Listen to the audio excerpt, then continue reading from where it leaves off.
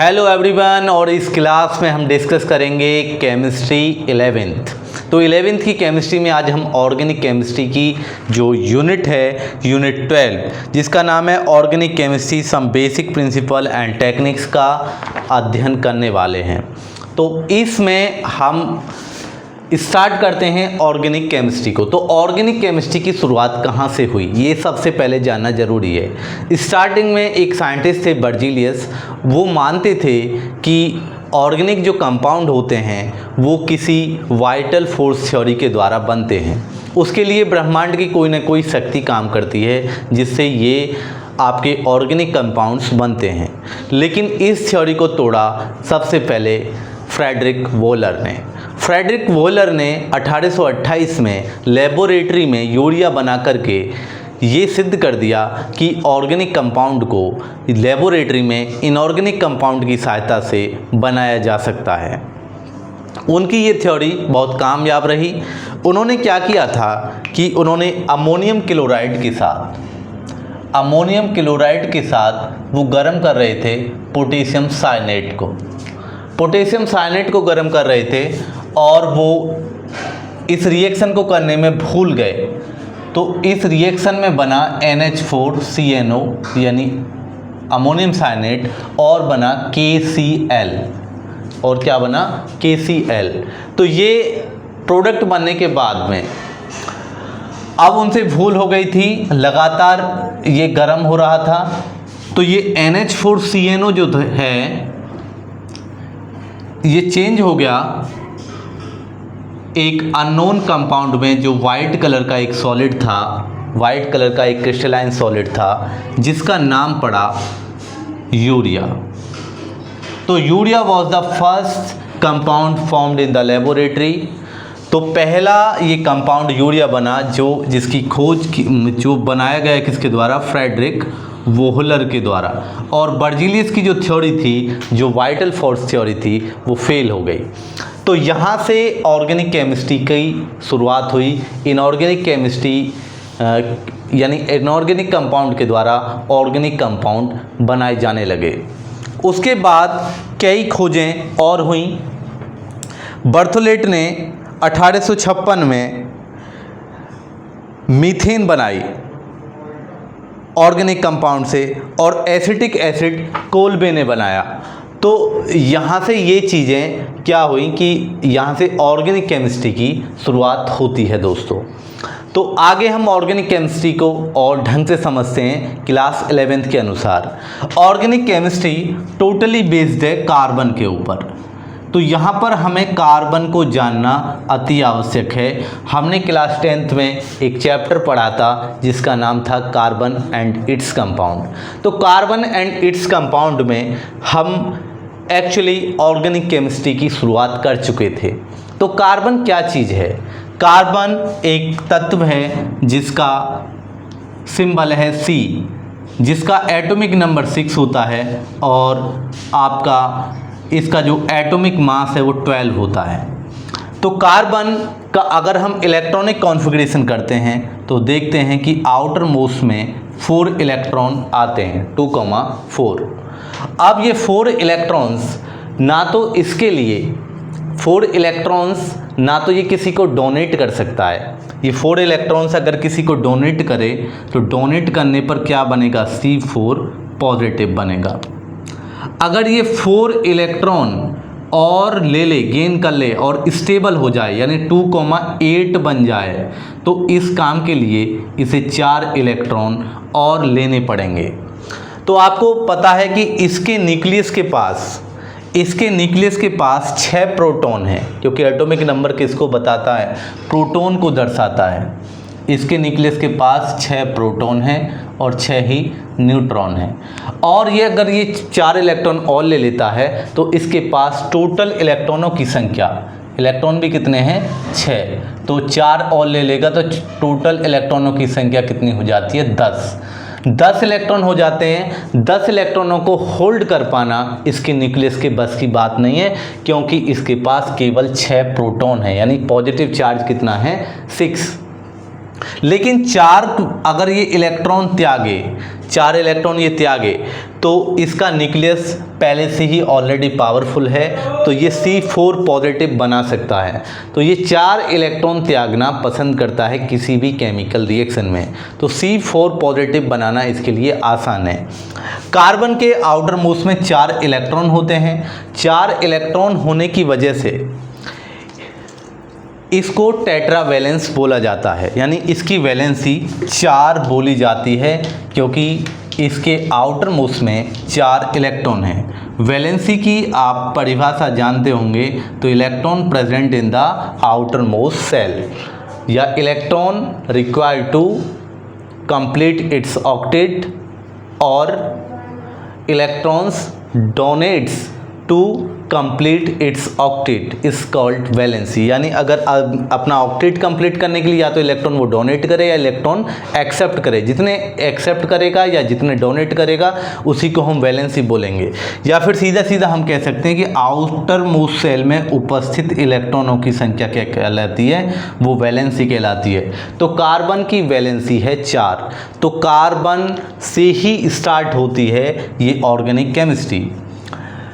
अभी कार्बन से क्यों स्टार्ट होती है? एक्चुअली ये जो ऑर्गेनिक केमिस्ट्री है वो लिविंग ऑर्गेनिज्म की केमिस्ट्री है, यानी सजीव चीज़ों की, जो जिनमें जान है, या एनिमल हैं या फिर प्लांट्स हैं, इनके जो कंपाउंड होते हैं उनको ही ऑर्गेनिक केमिस्ट्री के अंदर रखा जाता है।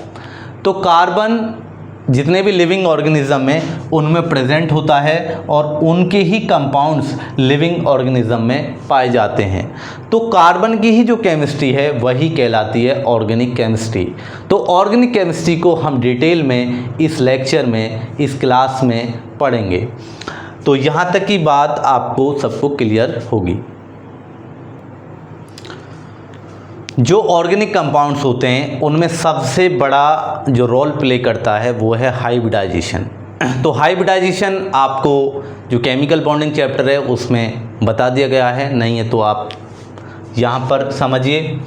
हाइब्रिडाइजेशन क्या होता है कि जब ऑर्बिटल्स मिलकर, जो जिनकी एनर्जी क्या होती है, लगभग बराबर होती है, इक्विवेलेंट एनर्जी के ऑर्बिटल्स मिलकर के लगभग समान एनर्जी के कुछ ऑर्बिटल्स बनाते हैं। असमान एनर्जी के कुछ ऑर्बिटल्स मिलकर उतनी ही संख्या में समान एनर्जी के नए ऑर्बिटल्स बनाते हैं। यह घटना हाइब्रिडाइजेशन कहलाती है और नए बनने वाले ऑर्बिटल हाइब्रिड ऑर्बिटल्स कहलाते हैं। ये कोई कंपाउंड है आपका CH4, जिसे मीथेन कहते हैं, ये C2H4 और ये है आपका C2H2। इसको हम मीथेन बोलते हैं, इसको हम इथेन कहते हैं और इसको हम इथाइन बोलते हैं। ये 3 ऑर्बिटल्स हैं, मीथेन, इथेन, इथाइन। अब इन ऑर्बिटल्स में हम हाइब्रिडाइजेशन देखेंगे। यहाँ कार्बन के पास 4 एटम है और चारों सिंगल बॉन्ड से कनेक्ट हैं। यहाँ 2 कार्बन हैं, 2 हाइड्रोजन हैं, तो दोनों को बांट देते हैं। और वैलेंसी, हाइड्रोजन तो हमेशा सिंगल बॉन्ड बनाएगा, ये बनेगा डबल बॉन्ड। किसके अंदर? ये किसका बता रहे हैं हम? ये बता रहे हैं आपको ईथेन का। बात समझ में आ गई होगी। और ये है आपका, ये ट्रिपल बॉन्ड से जुड़े होते हैं, ट्रिपल बॉन्ड से जुड़े होते हैं। अगर हम इसमें अब देखते हैं कि कौन कौन सा हाइब्रिडाइजेशन है, तो बॉन्ड सिंगल हो, डबल हो या ट्रिपल हो, सिग्मा बॉन्डों की संख्या सभी में कितनी होती है? 1। ये हमने आपको बताया था, एक शॉर्ट भी हमारे पड़े हुए हैं इसके ऊपर।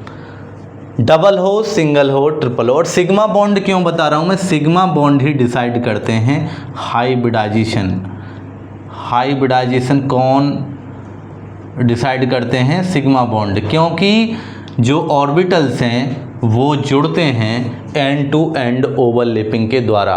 तो सिग्मा बॉन्ड ही हाइब्रिडाइजेशन को डिसाइड करेंगे। तो यहाँ पर देखिए 4 बॉन्ड हैं, तो ओबियसली 4 सिग्मा होंगे।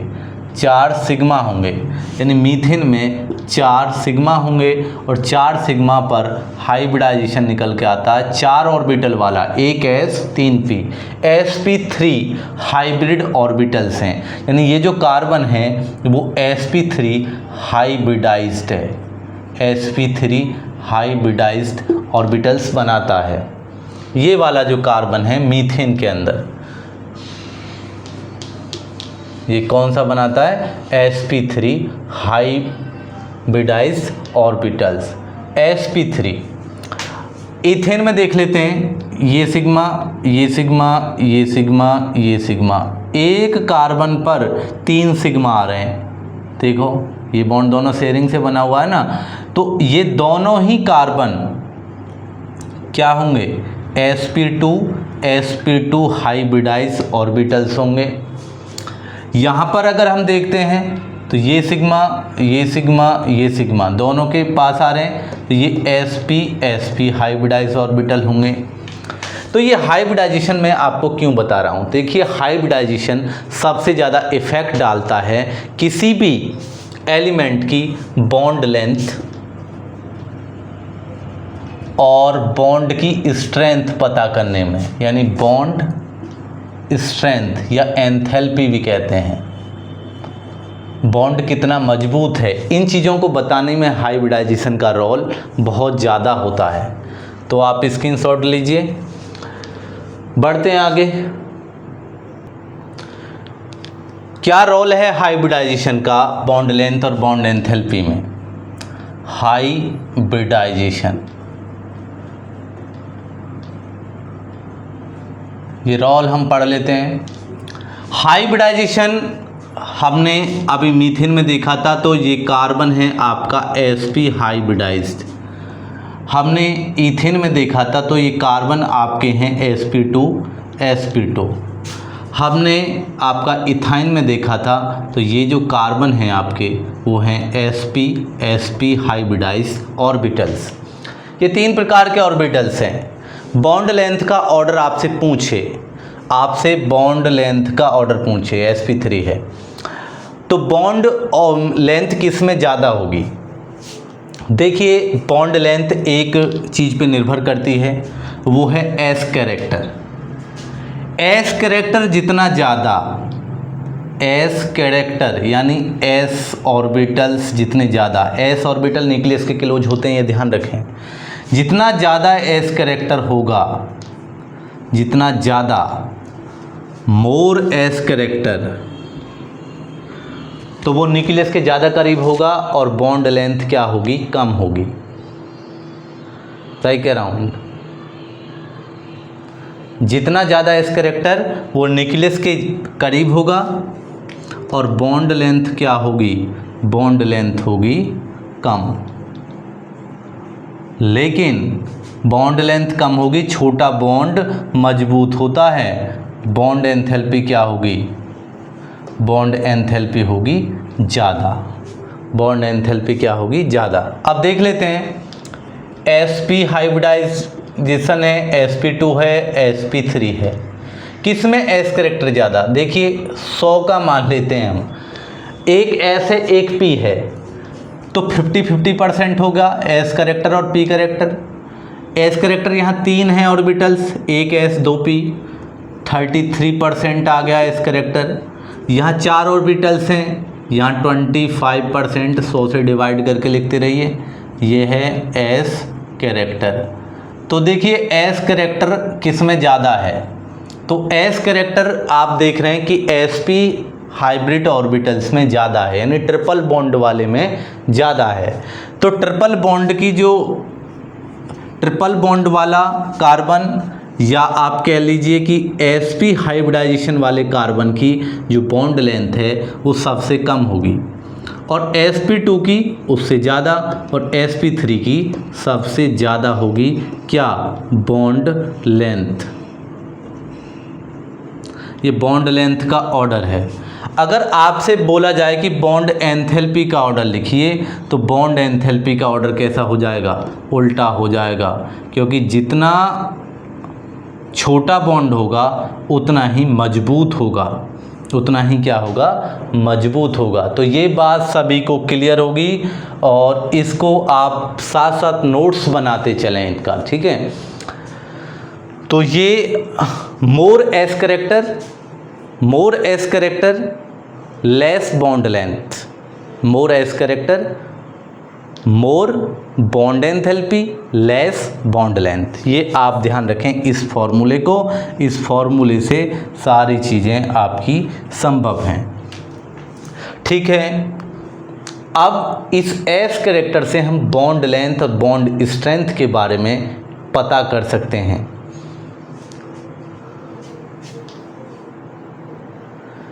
एक टर्म आता है इलेक्ट्रोनेगेटिविटी। इलेक्ट्रोनेगेटिविटी के बारे में आप पढ़ चुके हैं, वैसे नहीं पढ़े तो समझ लीजिए। किसी भी एटम द्वारा जो साझेदारी के इलेक्ट्रॉन है, पार्टनरशिप के इलेक्ट्रॉन है, उन्हें अपनी ओर खींचने की क्षमता, the ability to attract a shared pair of electron toward itself by the atom is called electronegativity. यानी जैसे ये HCl है, अब इसमें ये सिंगल बॉन्ड 2 इलेक्ट्रॉनों से मिलकर बना है, एक हाइड्रोजन का होगा और एक क्लोरीन का। अब इस शेयर्ड पेयर को क्लोरीन अपनी ओर खींचना चाहता है, तो ये इसकी इलेक्ट्रोनेगेटिविटी है। यानी Cl ज़्यादा इलेक्ट्रोनेगेटिव है किससे, H से। तो इलेक्ट्रोनेगेटिविटी भी हाइब्रिडाइजेशन पर डिपेंड होती है। जितना ज़्यादा S कैरेक्टर होगा, S कैरेक्टर जितना ज़्यादा होगा, इलेक्ट्रोनेगेटिविटी की वैल्यू उतनी ज़्यादा होती है। तो S कैरेक्टर आपका डिसाइड करता है इलेक्ट्रोनेगेटिविटी। आपसे पूछ लिया जाए कौन सा कार्बन ज़्यादा इलेक्ट्रोनेगेटिव है, sp2, sp3, sp, कौन सा ज़्यादा इलेक्ट्रोनेगेटिव है?